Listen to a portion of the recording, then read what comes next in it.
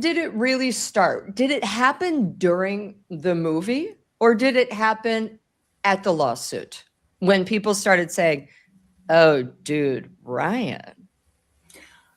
I think people started to turn off Blake because of the way that she was marketing the film, but none of that touched Ryan, did it? And all of these 3 movies he's in, they were all announced prior to the lawsuit being filed in December last year. So that tells its own story. Actually, interestingly, they're all produced by Ryan's company. So, he can't, say what he's in is stuff that he's doing. Nobody else has come calling for him and said, oh, Ryan, could you, be the new romantic lead in our film? I just think he became poisonous as the filings went on. So at first, it was all the backlash was all against the publicists, the whole we can bury anyone, all of that. And then Baldoni counterfiled and people started to look at Blake again, and the congratulations on the little bump, which had been a story in August, kind of that all resurfaced and everything. But it was really when they released those emails and texts to his agents, and when he was doing things like calling the Sony executives old people, and these are people who were literally 5 years older than him, and it was just so disrespectful. And I love the kind of terrified tone of one of his agents who said, I don't feel I can answer this in the way that reflects you adequately, so let's talk on the phone, because you've just sent me 1,000 words of literal black hatred. And nobody knows what to do with it. I mean, you start to feel sorry for these people who've probably been copying this from Ryan Reynolds for 10 years. Well, and also, do you think people, I think it is smart for the Eloise movie to, he's going to be in it like, hi. And then, he's going to make all the money. So most people don't realize the money in Hollywood is really made on the production end.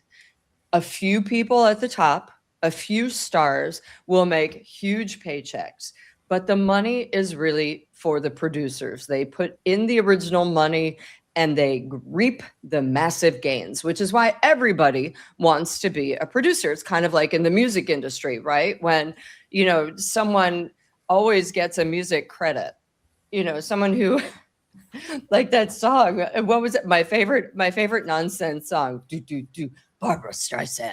And it's literally just saying Barbara Streisand over and over, and someone got paid millions of that. And every time we play Barbara Streisand, it goes. But it is interesting. People all want the money on the back end. They want a bigger slice of the pie, and God bless. I wish I had a huge slice of pie right now. Blueberry crumble. But it is fascinating to me that they were so arrogant. They didn't realize that by just bullying Justin, they could have gotten away with it. They could have gotten away with everything. And I do believe she wasn't actually going to file a lawsuit. She was only going to file a complaint with the California Commission. But by the way, she did that with the New York Times stuff. By the way, if you guys are hearing squeaking, that is Doug, who's decided to once again squeak on his Megan toy. We'll move on. But the thing is, I think she didn't really want a lawsuit because nobody wants discovery. And when Justin filed his lawsuit, that forced them to file a lawsuit and then say, of course, we were always going to file a lawsuit. But that really kind of screwed them. I think their bluff was called. You wonder who on earth was advising them to do any of this, because this is the most unnecessary act of self-sabotage. I mean, it's incredibly stupid. So, yeah. But I also wonder, Allison, if the people told them not to, but they did it anyway because they just wanted to put the nail in the Baldoni coffin, even though, frankly, they had already done that. He had lost his agent. He wouldn't have, he already had a bad rep among the A-list of Hollywood thanks to these two. But, what they really wanted to do was take the sequel and run with it and also make sure he could never work again. And, I do think that this is fascinating because now we're going to get to our second little bit here. I'll never get over this. This is so ridiculous. So sorry. The fact that, and we all know this, we've talked about this before, her utter brand implosion. She claimed in the lawsuit that she had lost $161 million, and that her beverage company, right off the bat, and this has been reported by Puck and other outlets recently, she's lost $22 million from Betty Booze. Betty Buzz, the non-alcoholic drink mix, is completely out of the mix now. And her hair care is the biggest loss leader at Target, down by $49 million. Now, you also know about Ryan's issue, because he also had some brands where it was like, the heck? And neither of them thought that their little money-making stuff on the side would get hurt. Now, he didn't care. He had already sold his Mint Mobile, whatever the hell that is, for like $600 million. He had sold another brand for a couple $100 million. After his cut and after taxes, it is said the couple is still worth $300 million, but they did invest in the Betty Buzz, Betty Booze, and the Blake Brown. I mean, all these B's. I tell you what, I love alliteration, Allison, but this is really tongue-tying me. And go ahead. So I think, so what Ryan Reynolds has done is he's done the George Clooney tequila trick 2 or 3 times over. He doesn't need, none of them need these silly little brands. I think what we see with her brands is it's Meghan all over again. This is someone who must be being given advice. They must have lawyers. They must have people who run a business before. And the only explanation for what's happened is that they simply haven't listened. And they've thought they know better, because she launched the hair care brand. Great, with a profile in Vogue. Great, because Anna Wintour loves her. Fabulous. She's been wanting it all her life. Oh, how nice. I mean, her hair looks as dry AF the whole time. I don't understand how this person has a hairline, by the way. Anyway, moving on. But does she, this is very Meghan, does she post on Instagram every week, maybe 3 times? This is how I do my hair. Look at me using my product. Here I am in the shower. Woo, woo, here are my lather bubbles. No, she doesn't. She posts like 3 times, and then that's it.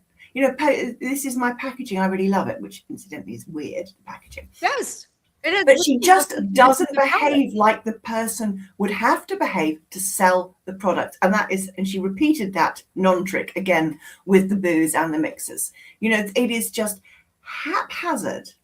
There is no strategy. I don't understand what the problem is. Well, I think the strategy was just cut and paste, and unfortunately they saw, they were like, oh, booze is big now, we're going to do that. Oh, Beyonce came out with a hair care line, Secret. But the thing about Beyonce is Beyonce knows how to market. And Beyonce also understands her fan base. She understands that, yeah, they're interested in her. And yeah, she does have some fabulous hair when she does her real hair, because we know she loves some wigs. But she is also doing this. This is how I do it. She does the step by step. And I think Blake was it was so cynical, wasn't it? It was like, everyone's doing booze now, I'm going to do it. It's done in a way that's disrespecting your fans, because you're just treating them as cash cows. You're not actually treating them as people. You're not making a case for why you deserve their money, or why you deserve their repeat custom, because you will get, as Meghan has found, you will get curiosity value. So people will go, oh, there's a jam here. There's a brand of conditioner I never used before. I'll try it once, right? Mm-hmm. That's not a business, okay? Mm-hmm. That's a launch. Fine, good for you. You then need that person to buy it every week. Yep. Or in case there's jams, okay, maybe every couple of weeks. But you need people to come back. Right. You can't just sell it once. And what Blake has done with all of these businesses is she sold it once, and then she's lost interest. And actually, she doesn't deserve to make money from it in that case. No, you're absolutely right. They're both kind of, when I say both, I mean Blake and Meghan, because there are very strong ties, and it's very lazy. It's like, oh, here's my real life over here. And now I'm just going to dabble, what? Washing my hair, or bye, Stanley, bye. You know, like, it's just ridiculous. It's kind of like, oh, you think I'm stupid, you know? And then what's even bothered me more was that, you know, her and Ryan, once again, you know, they also own a marketing company, which does, by the way, the same thing over and over, the same kind of, oh, ha ha ha video over and over. They did it for what was that? Gwyneth Paltrow, because Gwyneth Paltrow used to be married to Coldplay, the Coldplay couple, astronomer.com, right? That ad that Gwyneth did for them, like, you might have heard of Astronomer. It's in the news. That had been done before and before and before. And it was just, okay, you got one good idea.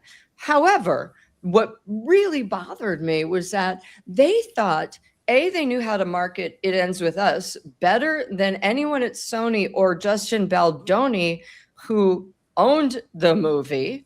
And they also thought that it would be such a great idea to not push back the marketing and debut of the booze or hair care brand, but to just use the movie to push them both out. And obviously, it all fell flat. I mean, a movie that is demonstrably not about florals and girlfriends, it's about domestic violence, which a lot of domestic violence takes place because of alcohol. And she might have great hair, but I don't want to look at Shohei while we're talking about domestic violence, right? And thank you so much. I really love this community and I love talking with you guys. And of course, I will answer your comments after, because sometimes while I'm live, I can't do the comments because I don't have a moderator. We'll move on. But anyway, like, subscribe, hit the bell. That way we can always be together. What? And I will talk to you soon. Thank you. Thank you. Bye.